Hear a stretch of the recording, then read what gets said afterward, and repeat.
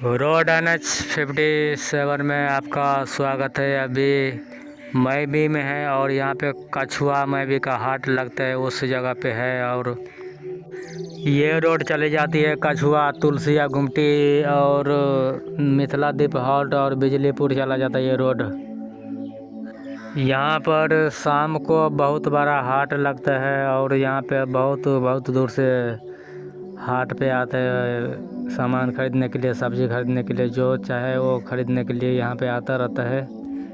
अभी लॉकडाउन का कारण पूरा दुकान बंद हो चुका है और यह शाम को खुला जाएगा। यहाँ पे 4 रोड जुड़ती है। यहाँ से एक तमोरिया, अररिया और आंध्रा ठाड़ी का रोड है उत्तर की ओर, और दक्षिण बेलौचा, पिपरा, मधेपुर, लक्ष्मीपुर जाती है।